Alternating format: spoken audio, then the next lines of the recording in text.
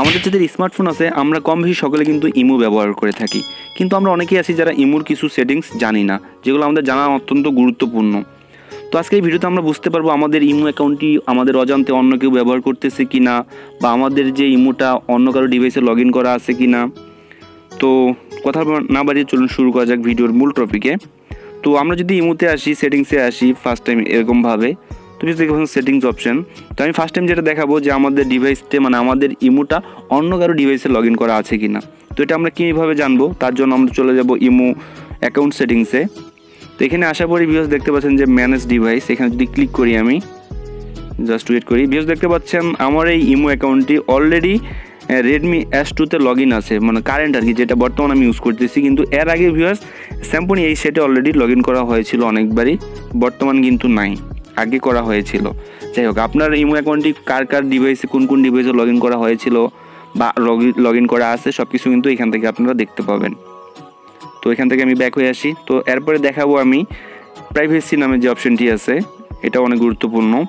তো এখানে যদি আসি ভিউয়ার্স, আমি যে শুরু থেকে দেখাই যে লাস্ট সিন, মানে আপনি কতক্ষণ আগে অ্যাক্টিভ ছিলেন, এটা যদি দেখাতে চান আপনার ওই ইমো মেম্বার্সদের বা আপনার ফ্রেন্ড সার্কেল বা যারা আছে, তো এটা যদি নোবডি করে রাখেন, আপনার কতক্ষণ আগে অ্যাক্টিভ ছিলেন এটা কিন্তু কেউ দেখতে পাবে না।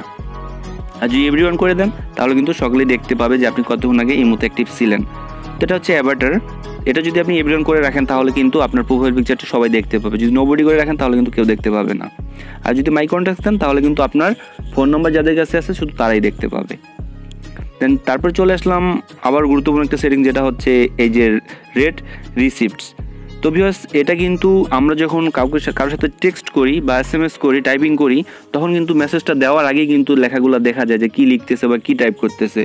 তো এটা যদি আমরা নোবডি করে রাখি তাহলে কিন্তু আমরা মেসেজটি সেন্ড করার আগে কেউ দেখতে পাবে না। আর যদি এভরিওয়ান থাকে তাহলে কিন্তু মেসেজটি সেন্ড করার আগেই দেখা যাচ্ছে যে কী লিখতেছে বা কী টাইপিং করতেছে বা টাইপিংয়ে কথা ভুল হচ্ছে কিনা, এটা কিন্তু আগেই দেখা যাচ্ছে।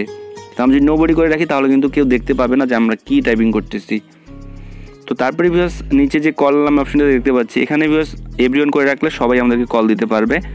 আর এখানে যদি আমরা শুধু মাই কন্ট্যাক্ট দিয়ে রাখি, যাদের কাছে আমাদের ফোন নম্বরগুলো আছে শুধু তারাই কল দিতে পারবে আমাদের।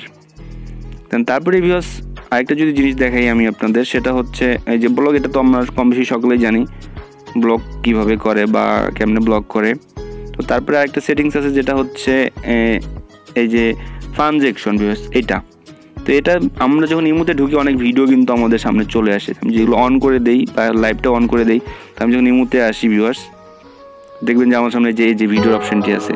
তো এটা অফ করার জন্য আমাদেরকে এই যে সেটিংসে গিয়ে সেটিংসে যাই, তারপরে সেটিংস, তারপরে যে ট্রানজ্যাকশনে যাব, তারপরে যে ভিডিওটা অফ করে দেব, তারপরে যে উইস অনলাইন এটা অফ করে দিলে ভালো।